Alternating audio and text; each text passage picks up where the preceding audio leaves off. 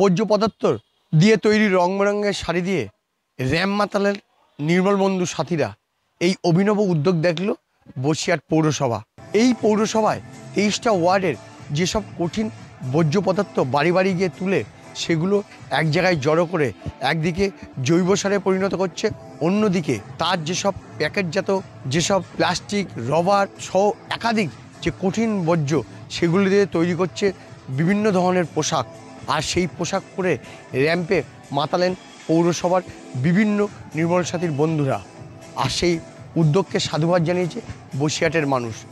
কিন্তু যারা নোংরা পরিষ্কার করছে সহজে, তাদের যে মন এবং ড্রেস কতটা সুন্দর পরিষ্কার সেটাই প্রথমে প্রমাণ করার জন্যে আমরা আমাদের সলিড ওয়েস্ট ম্যানেজমেন্টের সমস্ত কর্মচারীদের আগে ইউনিক ড্রেস করে সবাইকে সাজিয়েছি।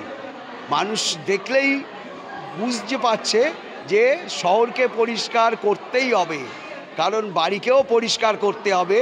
যে ময়লা নিতে আসছে সেও কত সুন্দর পরিষ্কার, এই যে অনুভূতি বাড়ির সকলের মনের মধ্যে ঢুকে যাচ্ছে। যে নোংরার কাজ করে অনেক মানুষ অনেক রকম টোন কেটেছে, অনেক রকম কথা বলেছে। এই মেয়েগুলো বাড়ি বাড়ি নোংরা কালেকশন করতে গিয়ে ময়লা তুলতে এসেছে, ময়লা আলি বলেই ডাকটা পেয়েছে। তো সেই ডাকটা ছাড়াও যে একটা সম্মান থাকতে পারে এবং ময়লা যারা কালেকশন করে বা যারা এই নোংরা নিয়ে কাজ করছে তারা সমাজের সবার সামনের সারিতে থাকা উচিত।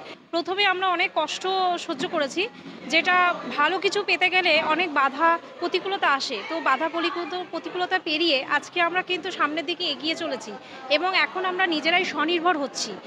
আর তাদের এই উদ্যোগকে একেবারে সাধুবাদ জানিয়েছে পৌরসভার বিশিষ্টজনেরা। আমার শহর বসিরহাট থেকে সঞ্জিত চক্রবর্তী, কলকাতা টিভি।